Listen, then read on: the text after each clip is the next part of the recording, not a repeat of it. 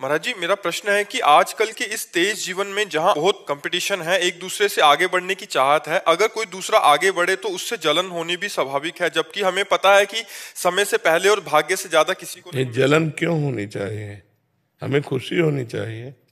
अगर आपका भाई आगे बढ़ रहा है हो तो आपको खुशी होगी ना, तो उसे दूसरा क्यों मानते हो? उसे दूसरा नहीं मानना है।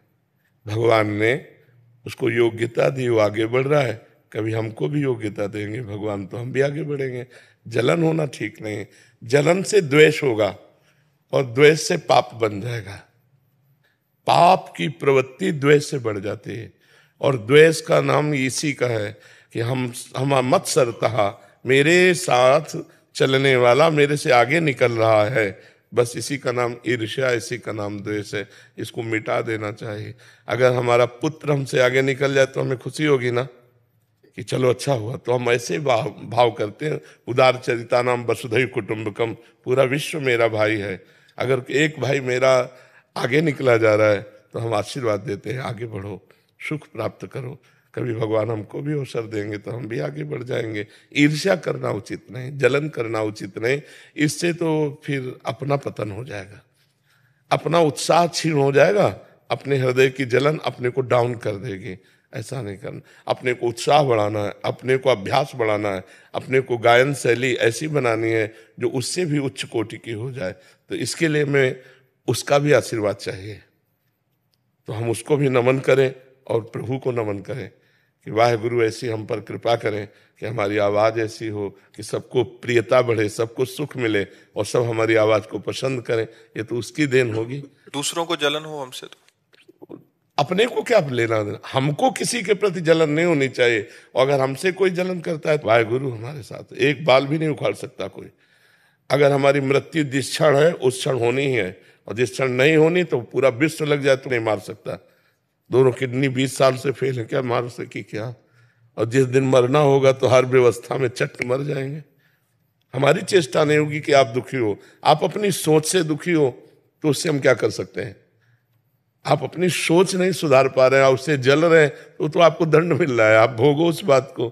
लेकिन हम अपनी तरफ से किसी के प्रति जलन नहीं रखेंगे, कोई ऐसा आचरण नहीं करेंगे जिससे वो पता है आदमी जलता है हमसे तो उसके सामने बहुत नम्र रहेंगे, उसको जलाएंगे नहीं हम, उसके सामने बहुत दैन्य रहेंगे। इससे परमात्मा की कृपा होगी। संसार में कोई ऐसा नहीं है जिससे जलन ना होती हो। तो हमको चाहिए कि हमारी चेष्टा किसी को दुख देने वाली ना हो। अगर कोई अपने स्वभाव से दुखी हो रहा तो भोगे, ये उसके विचार का दंड है। उसने गलत विचार किया तो जल रहा है। हम किसी के प्रति जले नहीं, और हमारी कोई चेष्टा किसी को जलाने वाली हो नहीं। फिर वो अपने आप जले तो जलता रहे, वो भोगता रहे। जो जैसे विचार करता है उसको उसी प्रकार का पुरस्कार या दंड मिलता है। अच्छे विचार करेगा तो आनंदित हो गया, यार भाई बहुत अच्छा गाते हैं, बहुत आनंद। और दूसरा जल रहा है, क्यों अच्छा गाते हैं? अब उसका विचार गलत तो जलेगा तो है ही है, उसको दंड तो मिलेगा ही उसके विचार का। तो हमको आनंदित होना चाहिए और निर्भय रहना चाहिए, कभी डरना नहीं चाहिए, और कभी किसी के भय के कारण झुकना नहीं चाहिए। क्योंकि अविनाशी हूं, परमात्मा का अंश हूं, गलत करूंगा नहीं, लेकिन तू गलत करेगा तो तेरे को भयभीत होना पड़ेगा। बस ऐसे स्वभाव में रहना चाहिए। कभी कुछ आप ऐसे अकेले घूमो, कहीं कोई आपको छूने वाला नहीं।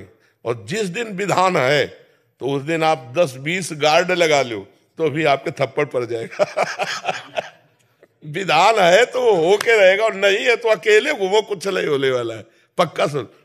तो हमको भगवान के विधान पर राजी रहना चाहिए कि अगर साहब का विधान है तो हम चाहे लाखों व्यवस्था कर लें, वो विधान होगा।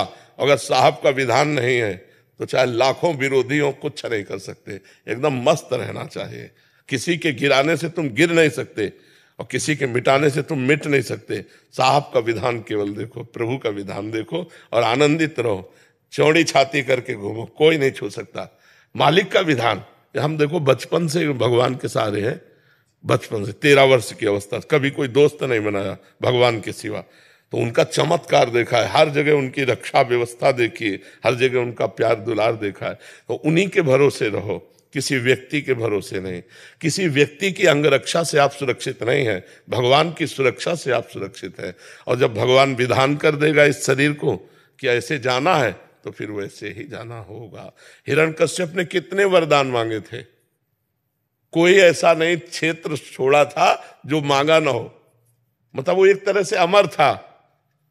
दिन में न मरूं, रात में न मरूं तो भगवान संध्या के समय, बाहर न मरूं, भीतर न मरूं तो भगवान डेली में, मनुष्य से न मरूं, ब्रह्मा के रचे हुए से भगवान ऐसा अवतार लिया कि जो ब्रह्मा का रचा हुआ नहीं था, नरसिंह। जीवित से न मरूं, निर्जीव से न मरूं तो नाखून, जीवित और निर्जीव दोनों फाड़ के फेंक दिया भगवान ने।